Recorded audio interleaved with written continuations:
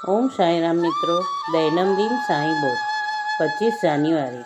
ધન્ય ધન્ય છે આ સંત કથા, શ્રવણ દ્વારા અંતરંગમાં પહોંચતા બહાર પડશે દેહાભિમાન, ન રહેશે દ્વિધા વૃત્તિ, અંશે શંકાને સ્થાન। અરણ્યા સાહેબે શ્રી સાંઈ સચ્ચરિત્ર લખવાનું અસામાન્ય કાર્ય ગુરુની આજ્ઞા શિરોધારી માનની શરૂ કર્યું। બાબા જેવા ઉદાર સદ્ગુરુનો જેને સાથ હોય તેને શેની બીક લાગવાની? બાબાએ કોઈની પાસેથી મંદિરો બંધાવી લીધા, અમુકોને કીર્તનના રંગે રંગાઈ જવા કહ્યું, કોઈને તીર્થયાત્રાએ મોકલી દીધા, તો હેમાળપંતને ચારિત્ર લખવા બેસાડ્યા। જ્યાં લેશ માત્ર ભેજ નથી એવા ઝાડના ઠૂંઠા ઉપર ફૂલોની વસંત મહેકી ઉઠે એવી જ ગુરુકૃપાની નવાઈ છે। કોઈને મઠ બંધાવ્યા તો કોઈને ઘાટ બંધાવ્યા।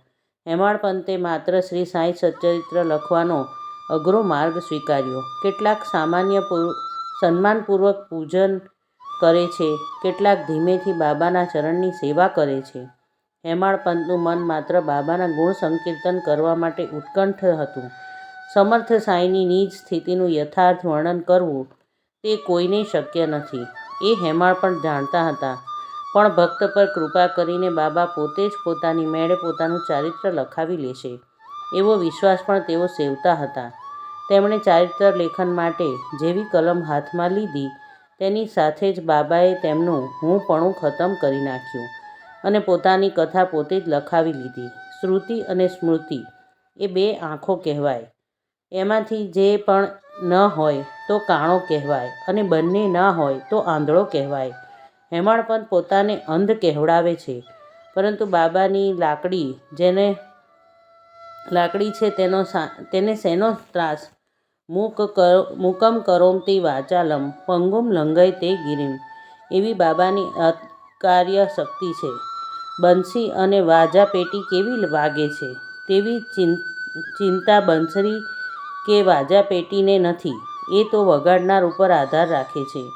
ચંદ્રકાંત મણીમાં ચંદ્ર કિરણો પડે એટલે તેમાંથી અમૃતનો સ્ત્રાવ થાય, તે ચંદ્રની કરામત છે। ચંદ્રોદયના સમયે સાગરમાં ભરતી આવે છે, તે શું તેનું કર્તવ્ય છે? એ પણ ચંદ્રોદય પર જ અવલંબે છે।